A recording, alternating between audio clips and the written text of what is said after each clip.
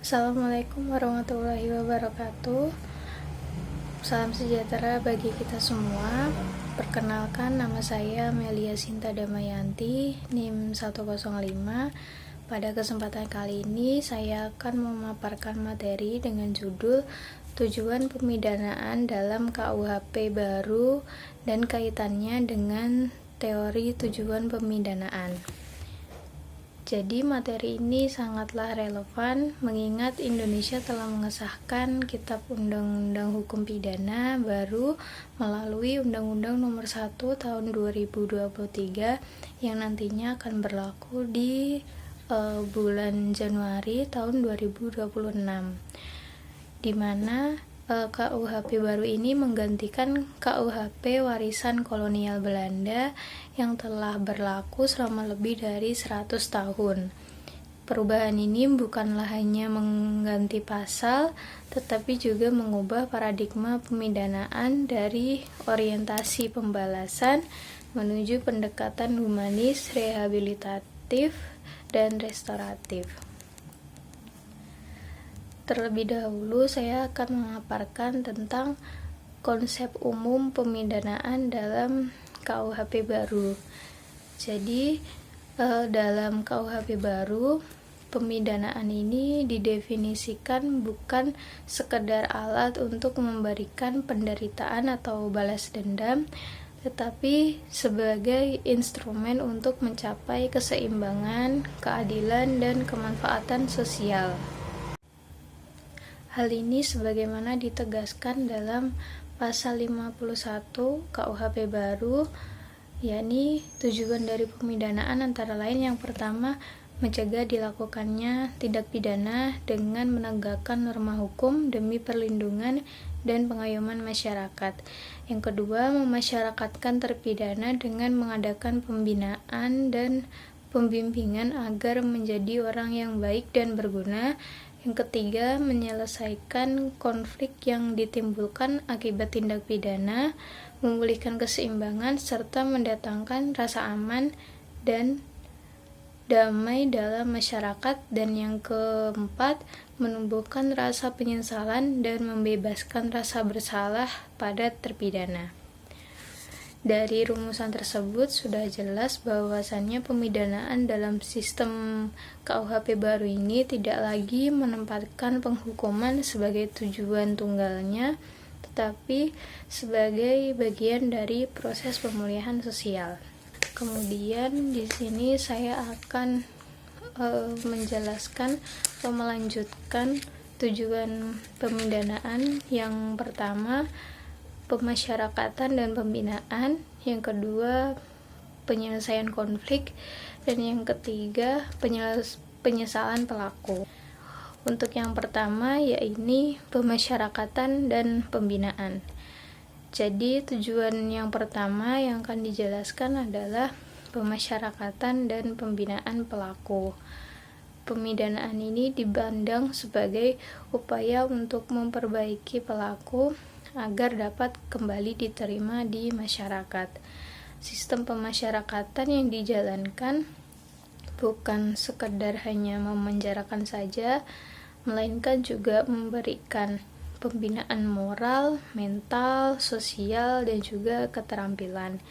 Jadi pelaku diberi kesempatan untuk yang pertama mengikuti program pembinaan kepribadian, mengikuti pelatihan kerja seperti tata boga, kerajinan, dan teknik seperti contohnya las dan lain-lainnya.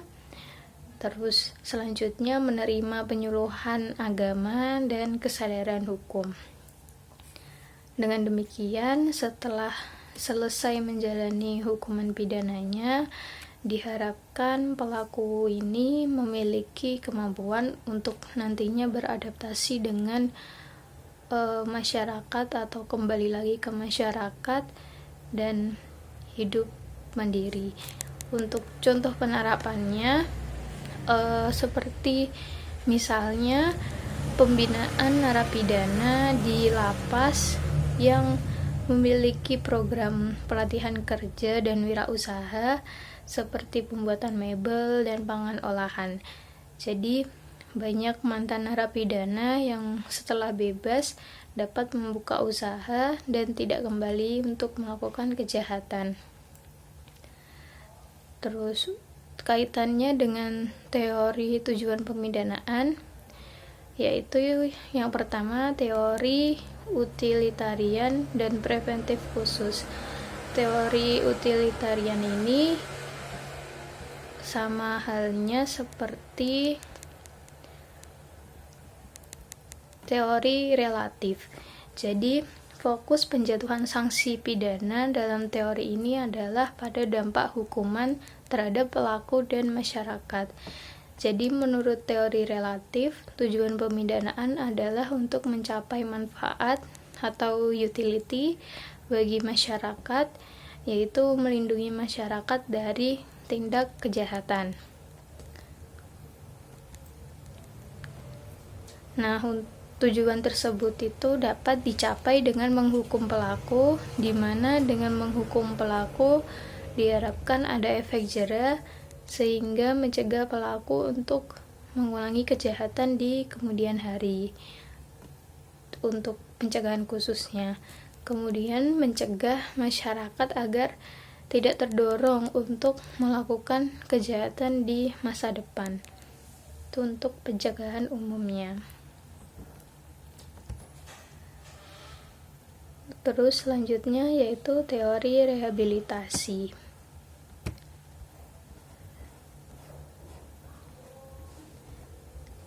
Teori rehabilitasi ini dianggap penting juga dalam sistem pidana di Indonesia, terutama untuk pelaku yang dianggap masih dapat diperbaiki, seperti pelaku yang masih di bawah umur.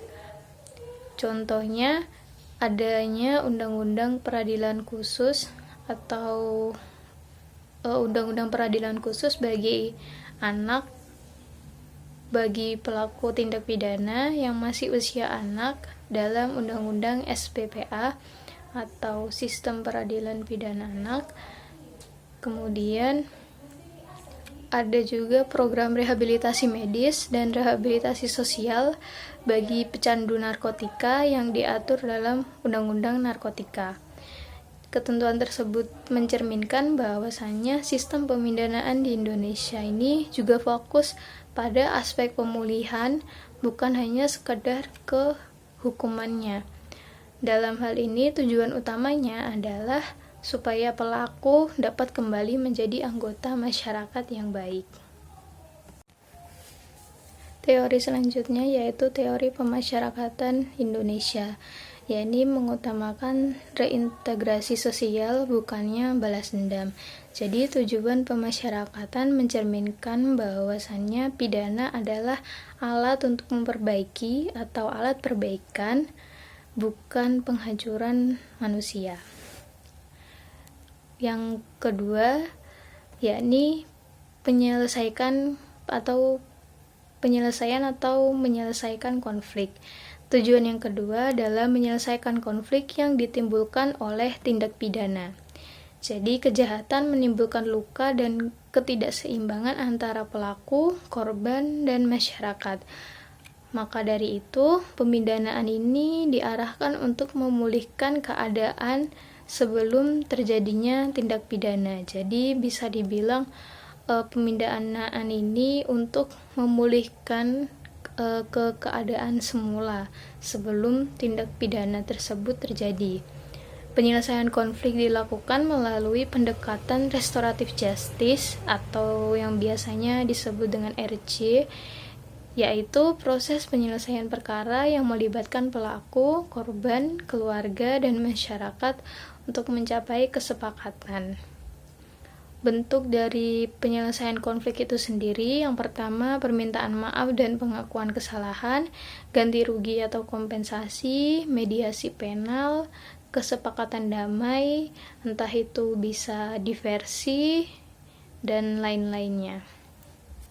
Untuk contoh penerapan kasusnya, seperti kasus pencurian ringan di beberapa daerah yang kemudian diselesaikan melalui mediasi penal, seperti misalnya kasus anak yang mencuri handphone milik tetangga yang kemudian diselesaikan dengan restoratif justice karena mengingat pelaku ini masih sekolah dan masih di bawah umur dan mengakui bahwa dia menyesal melakukan perbuatan hal tersebut. Kemudian korban juga memaafkan dan kemudian kerugian pun dikembalikan.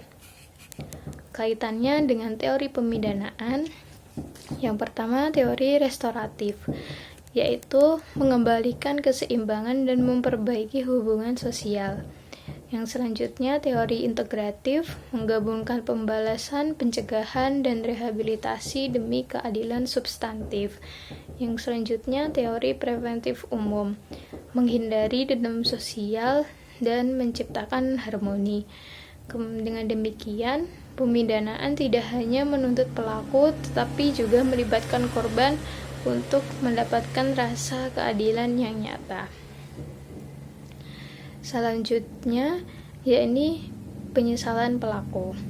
Tujuan yang ketiga adalah menumbuhkan penyesalan pelaku sehingga pelaku menyadari akibat tindakannya dan bertanggung jawab secara moral dan hukum. Jadi penyesalan ini bukan hanya ucapan saja, tetapi tercerminkan dalam sikap seperti mengakui kesalahannya, meminta maaf kepada korban, mengembalikan kerugian, dan berkomitmen untuk berubah.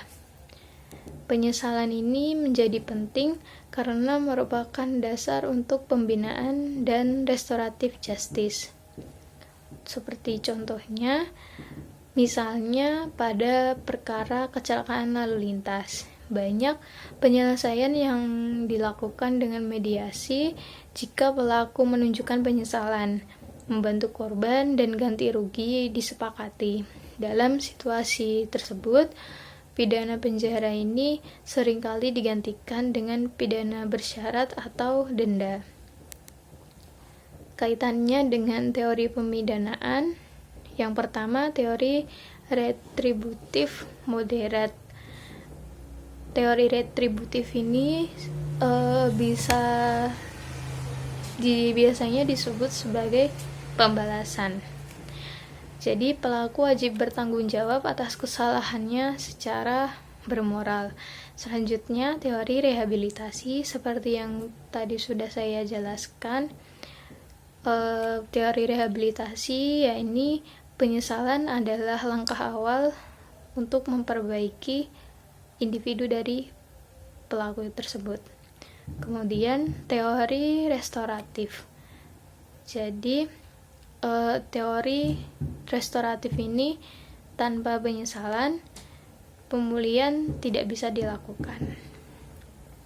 Kesimpulannya, dari pemaparan materi yang sudah saya sampaikan dapat disimpulkan bahwasanya KUHP baru ini membawa perubahan besar dari pendekatan retributif menuju pemidanaan humanis, ataupun dari pendekatan retributif atau yang dimana pendekatan masih berpemikiran pidana itu untuk membalaskan menuju ke pemidanaan yang humanis, atau sekarang ini bisa disebut sebagai modern lah. Kemudian pemidanaan kini bertujuan untuk pembinaan, pemulihan konflik, dan kesadaran moral pelaku, bukan hanya pembalasan. Terus paradigma baru pemidanaan menggabungkan teori preventif, rehabilitatif, restoratif, dan retributif moderat. Pemidanaan juga diarahkan untuk menciptakan keadilan yang lebih manusiawi, berperspektif HAM, dan berorientasi pada keseimbangan sosial. Demikian pemaparan saya mengenai tujuan pemidanaan dalam KUHP baru serta kaitannya dengan teori tujuan pemidanaan. Semoga penjelasan ini dapat menambah wawasan kita mengenai arah pembaruan sistem hukum pidana di Indonesia. Saya Amelia Sinta Damayanti, mohon maaf apabila ada salah-salah kata dalam pemaparan kali ini. Terima kasih. Saya akhiri. Wassalamualaikum warahmatullahi wabarakatuh.